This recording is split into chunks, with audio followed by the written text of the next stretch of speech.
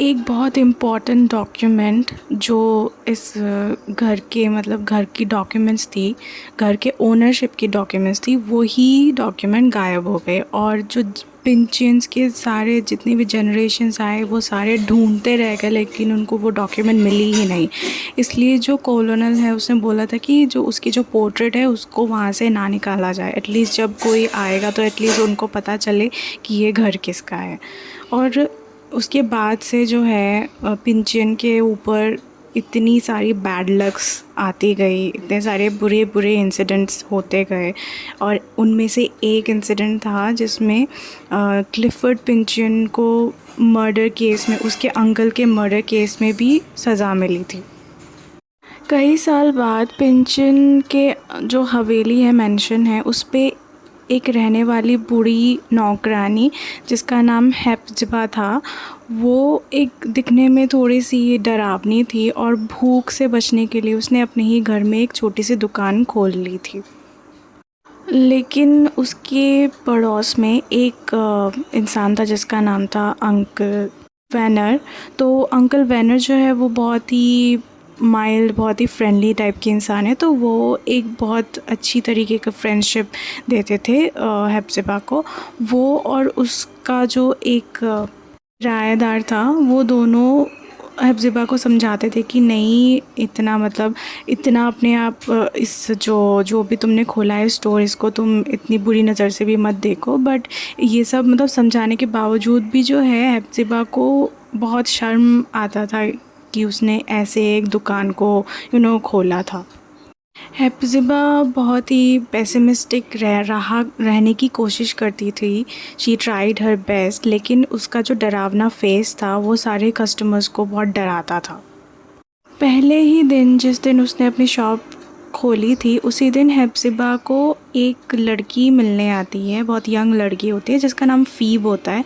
तो वो हेप्ज़िबा की कज़िन थी, बहुत दूर की कज़िन थी, पिंचियन फैमिली की ही मतलब इंसान थी। तो हेप्ज़िबा को थोड़ा टेंशन हो रहा था क्योंकि हेप्ज़िबा का जो भाई था वो क्लिफ़र्ड, वो अपनी मतलब अब वो तो पहले जेल में था क्योंकि उसने अपने अंकल को मारने के सज़ा में जेल पे था। तो वो अभी घर लौट रहा है और हेप्ज़िबा को इस बात का डर था कि अगर उसने फ़ीब को यहाँ रहते हुए देख लिया तो शायद उसे बुरा लगेगा, क्योंकि ऑलरेडी वो बहुत स्ट्रेस्ड आउट सिचुएशन से बाहर आया है अभी अभी। तो लेकिन होता क्या है, जब वो घर आके फ़ीब को देखता है, उससे मिलता है, तो उसे बहुत ही ज़्यादा अच्छा लगने लगता है।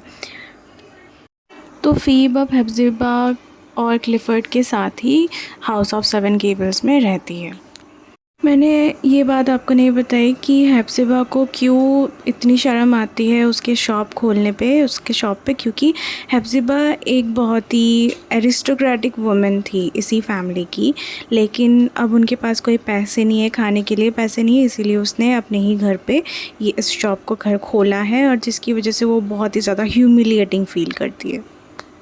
फ़ीब जो है वो बहुत ही अपने आप को यूज़फुल प्रूव करती है। उसकी जो मतलब बिज़नेस स्किल्स है और हाउस कीपिंग स्किल्स है वो बहुत ही ज़्यादा टू द पॉइंट है। वो हेप्ज़िबा के लिए बहुत ही हेल्पफुल साबित होती है और उसके शॉप में भी वो बहुत हेल्प करती है उसको। तो एक दिन शॉप में काम करने के बाद फ़ीब जो है होलग्रेव से मिलती है गार्डन में, और उसे होलग्रेव बहुत ही अच्छा लगने लगता है क्योंकि उसका जो मैनर है वो बहुत ही ज़्यादा स्ट्रेट फॉरवर्ड है। और कट दिस एक बहुत इम्पॉर्टेंट डॉक्यूमेंट जो इस घर के मतलब घर की डॉक्यूमेंट्स थी, घर के ओनरशिप की डॉक्यूमेंट्स थी, वो ही डॉक्यूमेंट गायब हो गए। और जो पिंचियंस के सारे जितने भी जनरेशन्स आए वो सारे ढूंढते रह गए, लेकिन उनको वो डॉक्यूमेंट मिली ही नहीं। इसलिए जो कॉलोनल है उसने बोला था कि जो उसकी जो पोर्ट्रेट है उसको वहाँ से ना निकाला जाए, एटलीस्ट जब कोई आएगा तो एटलीस्ट उनको पता चले कि ये घर किसका है। और उसके बाद से जो है पिंचियन के ऊपर इतनी सारी बैड लक्स आती गई, इतने सारे बुरे बुरे इंसिडेंट्स होते गए। और उनमें से एक इंसिडेंट था जिसमें क्लिफ़र्ड पिंचन को मर्डर केस में, उसके अंकल के मर्डर केस में भी सज़ा मिली थी। कई साल बाद पिंचन के जो हवेली है, मैंशन है, उस पे एक रहने वाली बूढ़ी नौकरानी जिसका नाम हेप्ज़िबा था, वो एक दिखने में थोड़ी सी डरावनी थी और भूख से बचने के लिए उसने अपने ही घर में एक छोटी सी दुकान खोल ली थी। लेकिन उसके पड़ोस में एक इंसान था जिसका नाम था अंकल वैनर। तो अंकल वैनर जो है वो बहुत ही माइल्ड, बहुत ही फ्रेंडली टाइप के इंसान है। तो वो एक बहुत अच्छी तरीके का फ्रेंडशिप देते थे हेप्ज़िबा को। वो और उसका जो एक किराएदार था, वो दोनों हेप्ज़िबा को समझाते थे कि नहीं, इतना मतलब इतना अपने आप इस जो जो भी तुमने खोला है स्टोर, इसको तुम इतनी बुरी नज़र से भी मत देखो। बट ये सब मतलब समझाने के बावजूद भी जो है हेप्ज़िबा को बहुत शर्म आता था कि उसने ऐसे एक दुकान को खोला था। हेप्ज़िबा बहुत ही पेसिमिस्टिक रहने की कोशिश करती थी। शी ट्राइड हर बेस्ट, लेकिन उसका जो डरावना फेस था वो सारे कस्टमर्स को बहुत डराता था। पहले ही दिन, जिस दिन उसने अपनी शॉप खोली थी, उसी दिन हेप्ज़िबा को एक लड़की मिलने आती है, बहुत यंग लड़की होती है जिसका नाम फ़ीब होता है। तो वो हेप्ज़िबा की कज़िन थी, बहुत दूर की कज़िन थी, पिंचियन फैमिली की ही मतलब इंसान थी। तो हेप्ज़िबा को थोड़ा टेंशन हो रहा था क्योंकि हेप्ज़िबा का जो भाई था वो क्लिफ़र्ड, वो अपनी मतलब अब वो तो पहले जेल में था क्योंकि उसने अपने अंकल को मारने के सज़ा में जेल पे था। तो वो अभी घर लौट रहा है और हेप्ज़िबा को इस बात का डर था कि अगर उसने फ़ीब को यहाँ रहते हुए देख लिया तो शायद उसे बुरा लगेगा, क्योंकि ऑलरेडी वो बहुत स्ट्रेस्ड आउट सिचुएशन से बाहर आया है अभी अभी। तो लेकिन होता क्या है, जब वो घर आके फ़ीब को देखता है, उसे मिलता है, तो उसे बहुत ही ज़्यादा अच्छा लगने लगता है। तो फ़ीब अब हेप्ज़िबा और क्लिफ़र्ड के साथ ही हाउस ऑफ 7 गेबल्स में रहती है।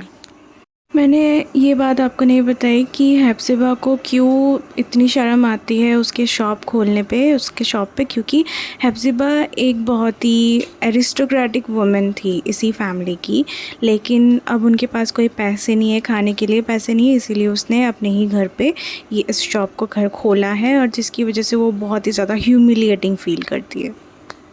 फ़ीब जो है वो बहुत ही अपने आप को यूज़फुल प्रूव करती है। उसकी जो मतलब बिज़नेस स्किल्स है और हाउस कीपिंग स्किल्स है वो बहुत ही ज़्यादा टू द पॉइंट है। वो हेप्ज़िबा के लिए बहुत ही हेल्पफुल साबित होती है और उसके शॉप में भी वो बहुत हेल्प करती है उसको। तो एक दिन शॉप में काम करने के बाद फ़ीब जो है होलग्रेव से मिलती है गार्डन में, और उसे होलग्रेव बहुत ही अच्छा लगने लगता है क्योंकि उसका जो मैनर है वो बहुत ही ज़्यादा स्ट्रेट फॉरवर्ड है। और उसी शॉप में फ़ीब जो है जज पिंचन से मिलती है और वो बहुत ही डर जाती है उसके जो एकदम हार्श मैनर से। जो जज पिंचन है वो बहुत ही बुरी किस्म का आदमी है और वो जो है कॉलोनल पिंचन के पोर्ट्रेट की याद दिलाती है फ़ीब को। तो जज एक दिन आया और एकदम उसको धक्का मार के सीधा अंदर घुस गया। हेप्ज़िबा उसको रोकना चाहती थी लेकिन उसको क्लिफ़र्ड से मिलना था और क्लिफ़र्ड उससे डरता था। जैसे जैसे दिन गुज़रता है हमें ये पता चलता है कि क्लिफ़र्ड जो है उसको फ़ीब बहुत अच्छी लगने लगी है। फ़ीब की जो चीयरफुल नेचर है, जो होलसम प्रेजेंस है, वो इस मैंशन को एक ज़िंदगी देती है। मैंशन जो एकदम डस्टी मॉर्नफुल हो चुका है, उसमें एक लाइफ क्रिएट कर रही है उसकी प्रेजेंस, फ़ीब की प्रेजेंस। और फ़ीब और क्लिफ़र्ड एंजॉय करते हैं साथ में बैठ के गार्डन पे देखना, स्ट्रीट के बाहर सेकंड फ्लोर विंडो की तरफ से बाहर देखना। और क्लिफ़र्ड बहुत बच्चे जैसा हो जाता है जब वो हमिंग बर्ड्स को देखता है और बबल सोप्स को देखता है, लेकिन वो बहुत ही ज़्यादा डर जाता है वो जब भी वो जज पिंचन को दूर से देखता है। फ़ीब को जैसे स्पेयर टाइम मिलता है, उस स्पेयर टाइम में वो होलग्रेव से दोस्ती करती है, तो वो उसको होलग्रेव का जो सेल्फ़ कॉन्फिडेंस है वो बहुत ही अच्छा लगता है। लेकिन होलग्रेव का एक डिटैच्ड नेचर है, lack of regard for tradition और उसका रेजिस्टेंस टू सेटलिंग डाउन, ये सब उसको थोड़ा अच्छा सा नहीं लगता है। होलग्रेव का जो है वो ये मानता है कि हमारे मन में जो एक फ़ैमिली एस्टैब्लिश करने की डिज़ायर है, वो ही रूट है हमारे सारे प्रॉब्लम्स का। और वो ये भी बिलीव करता है कि जो हाउस ऑफ सेवन गेबल्स है वो सिंबलाइज़ करता है हर उस चीज़ को जो प्रोग्रेस के बिल्कुल ऑपोज़िट है। फिर हॉलग्रेव जो है फ़ीब को एक शॉर्ट स्टोरी सुनाता है एलिस पिंचन के बारे में। एलिस पिंचन एक डिसेंडेंट है कॉलोनल की, जो इस घर में 37 इयर्स बाद, कॉलोनल के डेथ के बाद इसी घर में रही थी।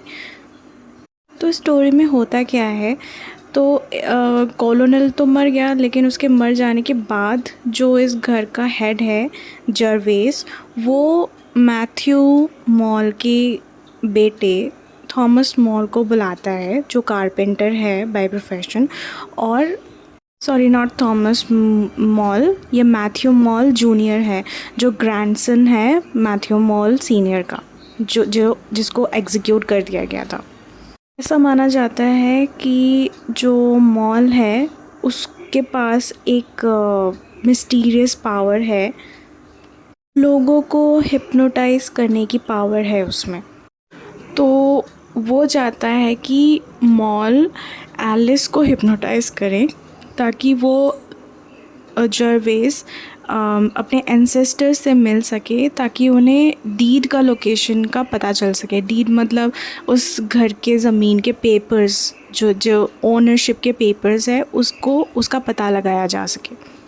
लेकिन ये जो मिशन है वो अनसक्सेसफुल हो जाता है और जो एंसेस्टर्स की आत्मा है वो कुछ भी बताने से इनकार कर देती है। और इन एडिशन एलिस जो है मॉल के हिप्नोटिक स्पेल में पूरी लाइफ के लिए कैद हो जाती है और पूरी लाइफ के लिए उसको ओबे करती है। फिर कहानी सुनने के बाद फ़ीब जो है वो भी थोड़ी हिप्नोटिक स्टेट में आ जाती है, थोड़ी मतलब ऑटोमेटिकली, इतनी हिप्नोटिक कहानी सुनने के बाद थोड़ी हिप्नोटिक स्टेट में आ जाती है। उसके बाद जो है फ़ीब डिसाइड करती है कि वो अपने विलेज वापस जाएगी, तो वो एक ट्रिप अपने घर की तरफ ले लेती है, अपने विलेज की तरफ। और उसके जाने के बाद हाउस ऑफ सेवन गेबल्स में दुख का जो बादल है वो फिर से आ जाता है और बहुत बुरी तरीके से आता है। तो एक दिन क्या हुआ, जज पिंचियन उनके घर आया हाउस ऑफ सेवन गेबल्स में और उसको क्लिफ़र्ड से मिलना था। तो जज पिंचन जो है वो क्लिफ़र्ड से इसलिए मिलना चाहता था क्योंकि उसको ऐसा लगता था कि जिसका मर्डर क्लिफ़र्ड ने किया है अंकल जेफरी का, तो अंकल जेफरी के रिमेनिंग फॉर्च्यून, उसकी जो जायदाद है उसके बारे में क्लिफ़र्ड को पता होगा। तो वही इन्फॉर्मेशन निकालने के लिए पिंचन अब उससे मिलना चाहता था। लेकिन उसने हेप्ज़िबा को वार्न कर दिया था कि अगर क्लिफ़र्ड ने मना किया उसको कुछ भी बताने के लिए, तो वो जो है वो ये साबित कर देगा कि क्लिफ़र्ड मेंटली तरीके से एकदम पागल हो चुका है और उसे असाइलम में एडमिट कर देना चाहिए। हेप्ज़िबा फिर अपने भाई को ढूंढने निकलती है, उसके रूम में देखने के लिए जाते हैं, लेकिन वो अपने रूम में मिलता नहीं है। फिर उसको वो एक हॉल में पाता है जहाँ पे वो एक उसी जज के डेड फॉर्म को देख के बहुत ज़ोर ज़ोर से हंस रहा होता है। ये देख के हेप्ज़िबा बहुत ज़्यादा डर जाती है और उसे लगता है कि अगर जज पिंचन ने उसको इस हालत में देख लिया तो ज़रूर वो उसको पागल घोषित कर देगा। तो वो क्या करती है, अपने भाई को लेके वहाँ से निकलती है और वो they catch a train to the countryside. एक ट्रेन पकड़ते हैं वो लोग कंट्री साइड की तरफ। इस सीन का मैं थोड़ा एक्सप्लेन करना चाहूँगी। तो जो जज पिंचन है उसको एक स्ट्रोक आ जाता है और वो मर जाता है। तो जैसे ही वो मर जाता है तो तभी क्लिफ़र्ड उसके पास आता है और उसको देख के बहुत ही हंसने लगता है और उसको ढूंढने के लिए हेप्ज़िबा तो उसके कमरे में गई हुई थी, तो वो अपने कमरे में नहीं मिला था। तो वापस आके उसने देखा कि वो उस जज को देख के, उसके डेड फॉर्म को देख के बहुत ज़्यादा हंस रहा होता है। उसके बाद वो दोनों वहाँ से निकल जाते हैं और एक ट्रेन पकड़ लेते हैं। उन दोनों के घर से चले जाने के बाद फ़ीब वापस आती है हाउस ऑफ सेवन गेबल्स में और आके उसे ये पता चलता है कि हेप्ज़िबा और क्लिफ़र्ड घर से गायब हैं और वो होलग्रेव से मिलती है। होलग्रेव उसे बताता है कि पूरे इंसिडेंट के बारे में बताता है और फिर ये सुन के फ़ीब बहुत ही ज़्यादा मतलब डर जाती है, बहुत ही उसे डर लगने लगता है, लेकिन होलग्रेव उसको संभाल लेता है। और फ़ीब जो है होलग्रेव को अपने मन की बात बताती है, होलग्रेव भी उसको अपने मन की बात बताते हैं। They declare love for each other. और कुछ ही टाइम बाद हेप्ज़िबा और क्लिफ़र्ड भी घर पे आ जाते हैं, हाउस ऑफ सेवन गेबल्स में आ जाते हैं। तो जज पिंचन के डेथ के बाद होलग्रेव का एक हिप्नोटिस्ट फ्रेंड है, उसके द्वारा एक जानकारी से, एक इन्फॉर्मेशन से क्लिफ़र्ड को निर्दोष साबित कर दिया जाता है। तो जो जज पिंचन है, he was in fact indirectly responsible for uncle जेफरीज़ death और उसने क्लिफ़र्ड को इस मर्डर केस में फंसा दिया था। जज पिंचन की प्रॉपर्टी पास हो जाती है, मिल जाती है हेप्ज़िबा, क्लिफ़र्ड और फ़ीब को, और फ़ीब के थ्रू से होलग्रेव को भी मिल जाती है। वो सब ये सारे लोग डिसाइड करते हैं हाउस ऑफ सेवन गेबल्स को हमेशा हमेशा के लिए छोड़ देंगे और जज पिंचन के कंट्री एस्टेट में जाके रहेंगे।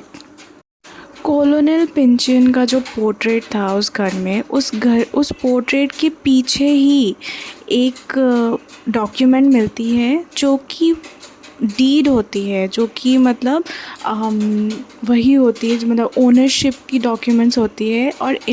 और उसमें भी ये पता चलता है कि क्लिफ़र्ड ने कभी इस घर को ख़रीदा ही नहीं था, ये मॉल की ही प्रॉपर्टी थी। होलग्रेव ये रिवील करता है कि वो मॉल की फैमिली का एक डिसेंडेंट है और ये जो हाउस ऑफ सेवन गेबल्स है ये एक्चुअली उसको पास ऑन हो जाना चाहिए।